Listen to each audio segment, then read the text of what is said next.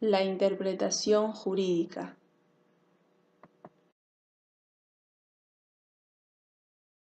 Es un proceso parcialmente creativo en la medida que permite elegir entre varias posibilidades y diversos recorridos, pero optando de forma no arbitraria, sino argumentada. Este es el primer paso para el cumplimiento del derecho y se define como aquella operación intelectiva dirigida a la separación, comprensión y explicación del sentido oscuro de un texto normativo, para descubrir su verdadero sentido o significado.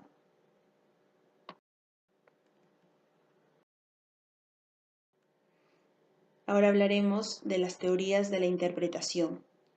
Las teorías, según Riccardo Guastini, son tres: la escéptica, la cognitiva y la intermedia. La teoría cognitiva sustenta que la interpretación es una actividad de tipo cognoscitivo. Tiene por propósito verificar el significado objetivo de los textos normativos o la intención subjetiva de sus autores. La interpretación escéptica describe la interpretación como una actividad de valoración y decisión. Se funda en la opinión de que las palabras pueden tener numerosos significados que dependen del que emite el texto y del que lo usa, según su postura valorativa. La coincidencia en ambos casos no es asegurada. La teoría intermedia. Esta teoría sostiene que la interpretación es a veces una actividad de conocimiento y a veces una actividad discrecional. En él se fundan las dos primeras teorías, la escéptica y la cognitiva.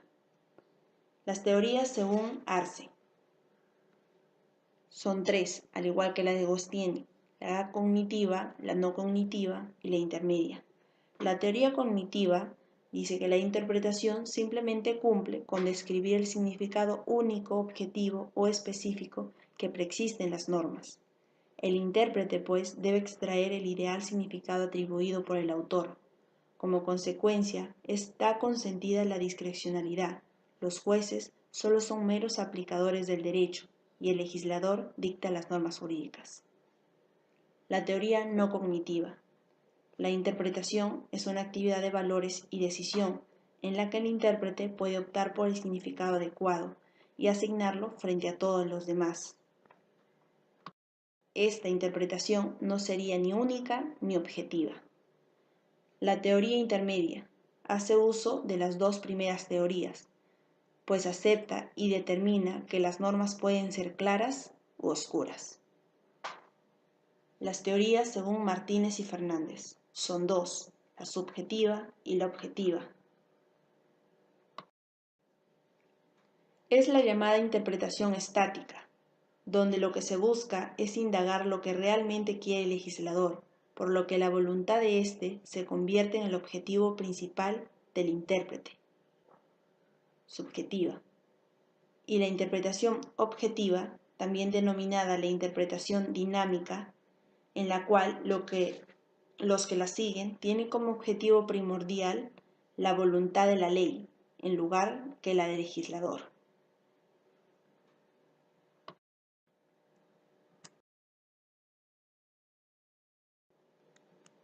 Clases de interpretación. Interpretación doctrinal, llamada también científica, es efectuada por los juristas con fines científicos. No tiene poder normativo, pero ejerce gran influjo en la función legislativa y judicial. Interpretación judicial, realizada por los jueces, que por medio de la sentencia, conocedores de los hechos, aplican el derecho después de interpretarlo. Interpretación auténtica. Se lleva a cabo mediante una norma aclaratoria emanada del mismo órgano que creó la norma originaria, a fin de aclarar las dudas que suscita esta norma o cuando con base a ella se viene aplicando otras normas de forma incorrecta. Interpretación declarativa. En sentido lato se interpreta la palabra en toda la amplitud de su posible significado. Esta sería la forma más corriente de interpretación y se emplea cuando las palabras son imprecisas u oscuras.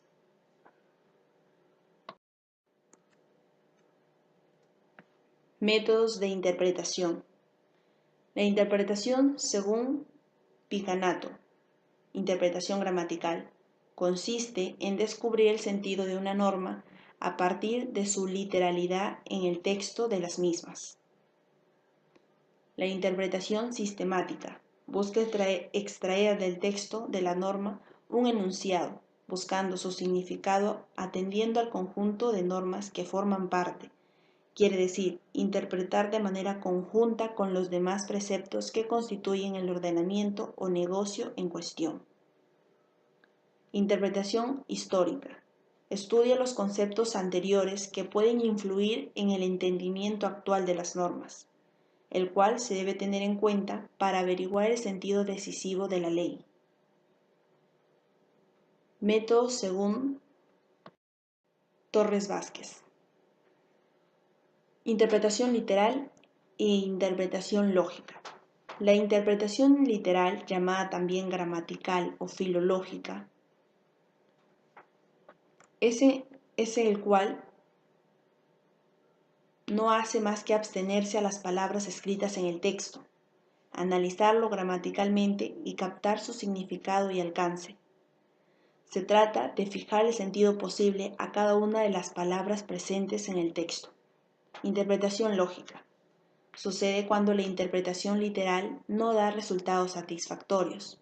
Supone derivar de los enunciados normativos las consecuencias deductivas que están necesariamente determinadas por las reglas de inferencia utilizadas en los enunciados normativos que se han tomado como premisas.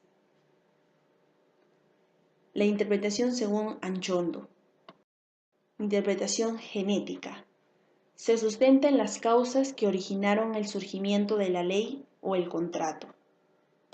El intérprete otorga significado jurídico a la estipulación en base a ciertas expresiones, comportamientos o propósitos que son relevantes en el caso. Interpretación teleológica. Consiste en atribuir significado a una norma atendiendo a la finalidad del precepto o del pacto.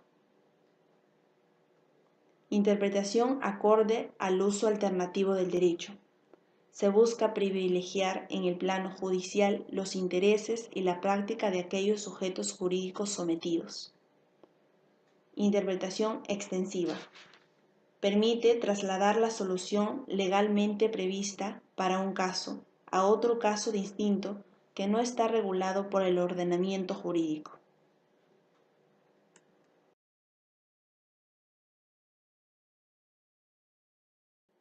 Las dimensiones de la interpretación, según Ross, especificadora, restrictiva y extensiva. La interpretación especificadora es aquella que tiene lugar cuando se debe elegir entre varias interpretaciones posibles, todas ellas válidas y razonables dentro de los posibles significados naturales atribuidos a las palabras de manera individual. Estas se producen por dudas interpretativas de naturaleza sintáctica, lógica o semántica.